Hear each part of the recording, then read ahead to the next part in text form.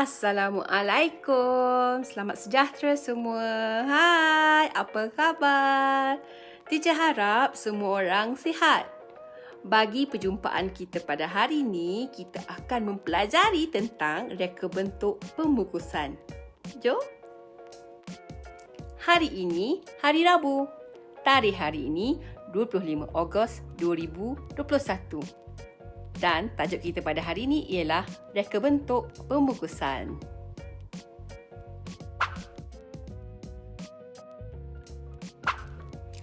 Ada pelbagai jenis pembungkusan, sama ada untuk produk makanan ataupun bukan makanan.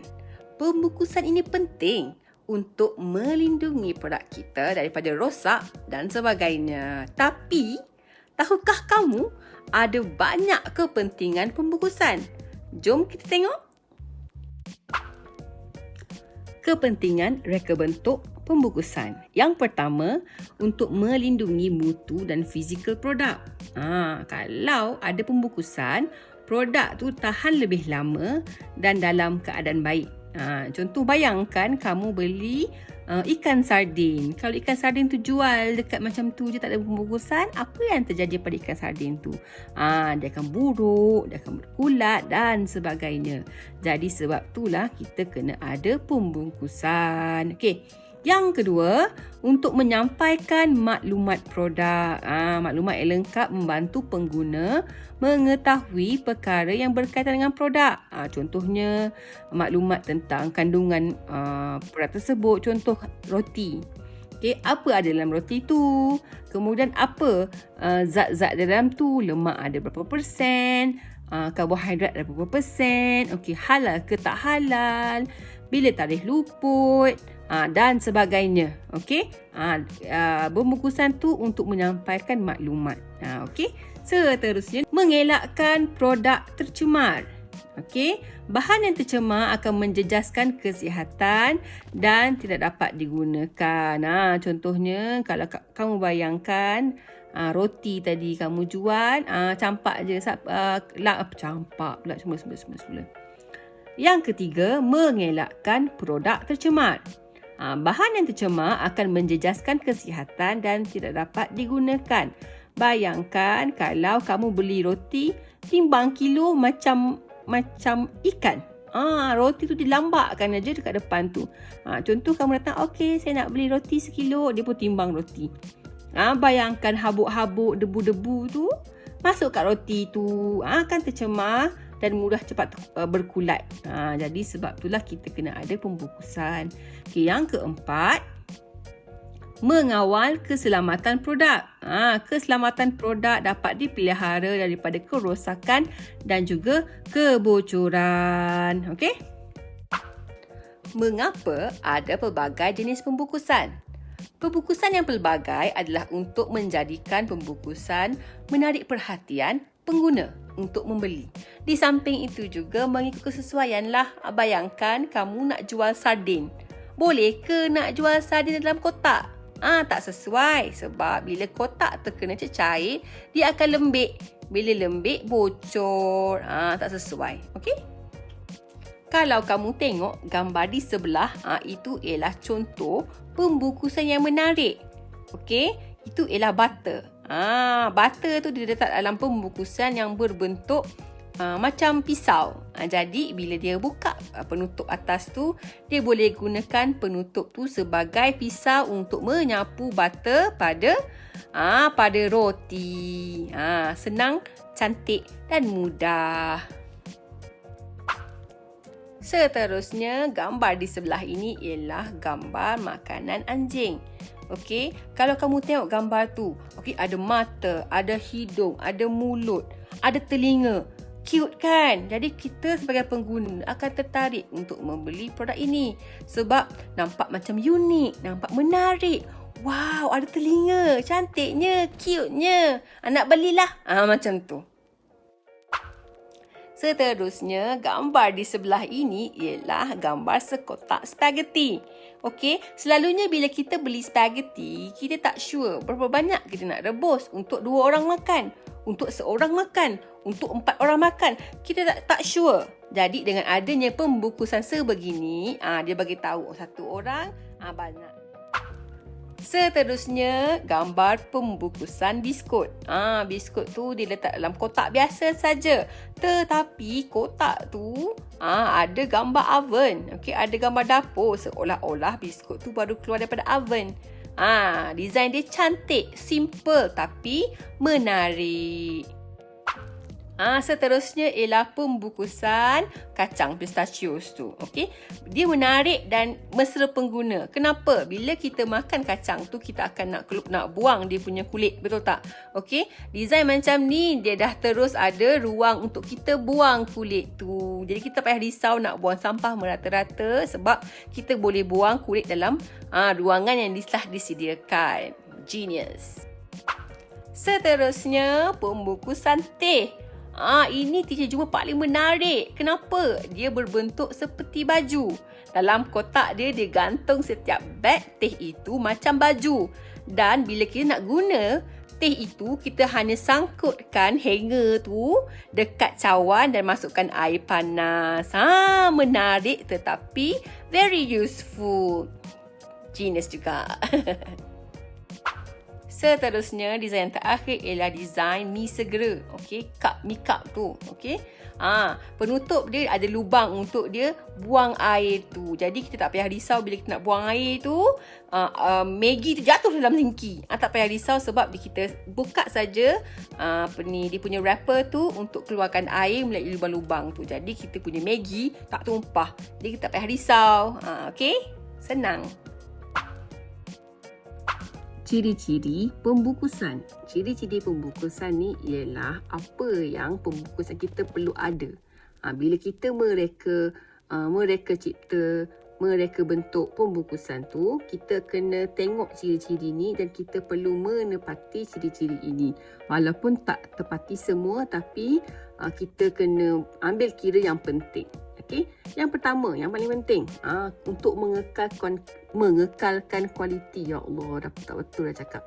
Okay. Reka bentuk pembungkusan melindungi produk daripada terdedah kepada udara dan rosak. Bila pembungkusan ni direka untuk melindungi produk, melindungi makanan dan juga muka makanan. Jadi kalau kita reka pembungkusan tu yang macam udara boleh masuk, air boleh masuk, apalah gunanya pembungkusan tu? Betul tak?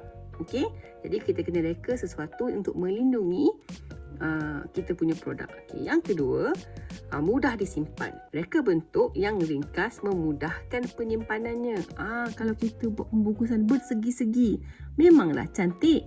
Tetapi bila kita nak susun ke atas bilik store ke apa ke, susah. Okey. Yang ketiga, maklumat pelabelan kena ada ni. Okey, pembungkus perlu mengandungi maklumat yang lengkap tentang produk.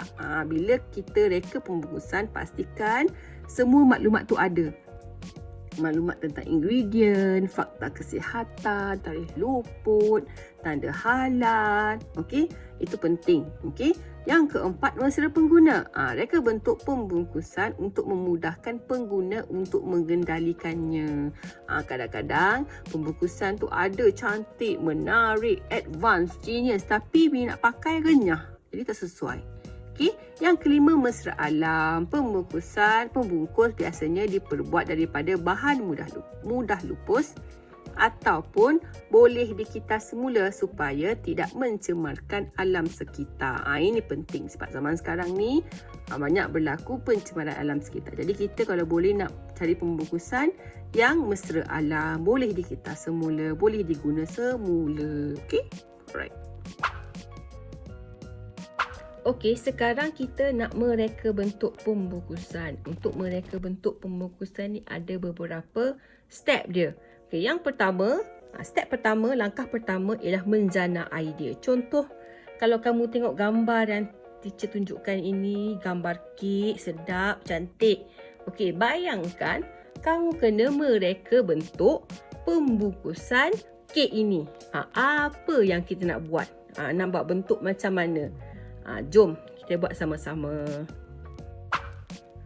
Okey, untuk menjana idea, kita perlu membuat lakaran. Lakaran apa? Lakaran reka bentuk pembungkusan yang kita nak buat tu.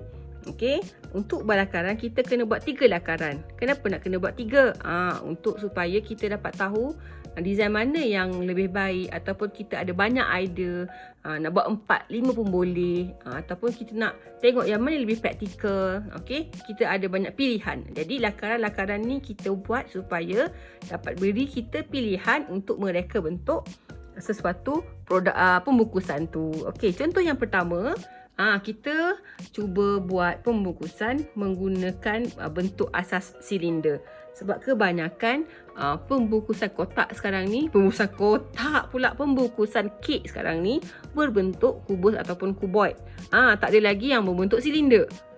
Kalau kita nak buat kelainan, kita boleh buat kelainan. Okey, kita buat bentuk silinder, ada tutup, ada tali, okey, supaya kita punya kek tu senang diletak. Okey, lakaran yang kedua, kita buat bentuk kuboid, basic shape tu, kuboid biasa. Kemudian kita buat penutup, okey, untuk supaya dapat melindungi produk kita. Okey, kemudian kita letak mungkin design yang cantik supaya lebih menarik, dan juga pemegang supaya senang untuk dibawa. Okey, seterusnya kita menggunakan bentuk asas kubus, okey, untuk membuat bekas pembungkus kek ni. Okey, macam biasa kita buat bentuk asas kubus, kemudian kita letak penutup. Penutup tu lain sikit daripada yang tadi tu. Yang tadi tu kita buat penutup macam bulat sikit, yang ni kita buat square. Okey, jadinya ada perbezaan. Jadi nanti bila kita nak buat perbandingan, kita dapat tahu yang mana lebih sesuai, yang mana tak sesuai. Okey, bila dah dapat lakaran yang seterusnya, kita kena murnikan. Okey, letak nak tak tali ke, nak tak design ke, nak tak corak ke, itu semua penting. Okey, nampak je corak tu macam alah corak biasa belajar dalam aplikasi ni. Tak, corak tu penting untuk menarik perhatian orang-orang yang nak membeli ni. Okey, sebab tu pembungkusan tu penting. Okey.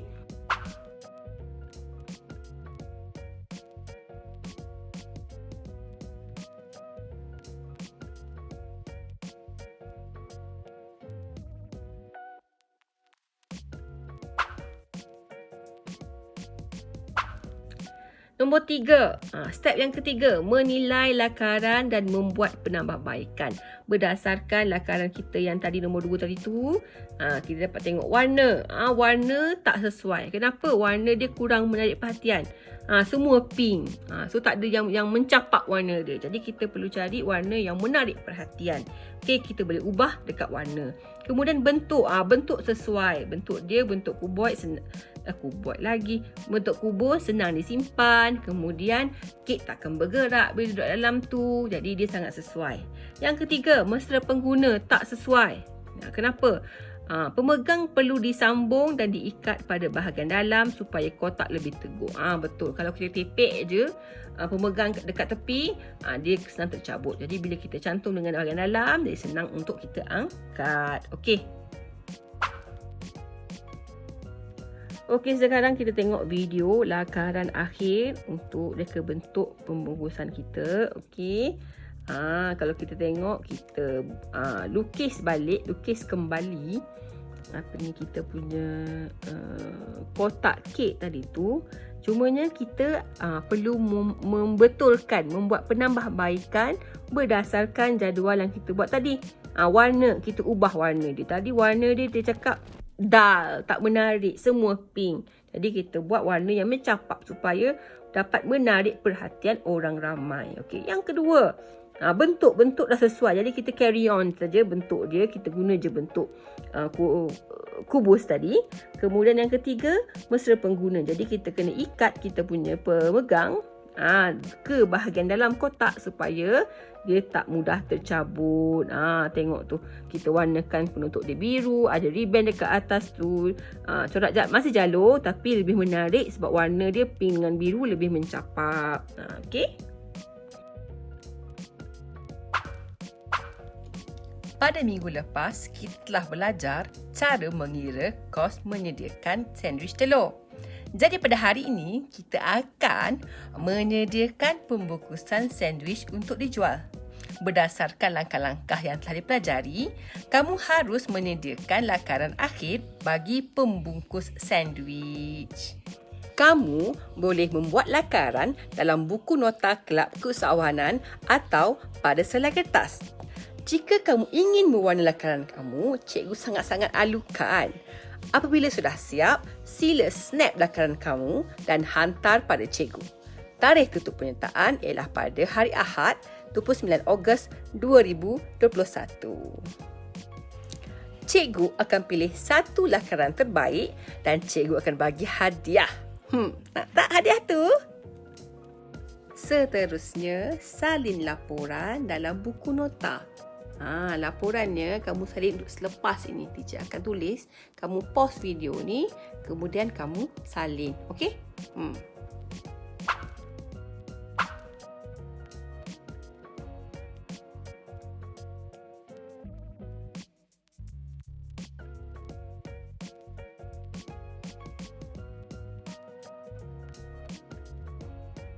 Lagi sekali teacher ingatkan, jangan lupa teacher akan pilih seorang pemenang dan teacher akan bagi hadiah. Teacher akan pilih lakaran yang terbaik.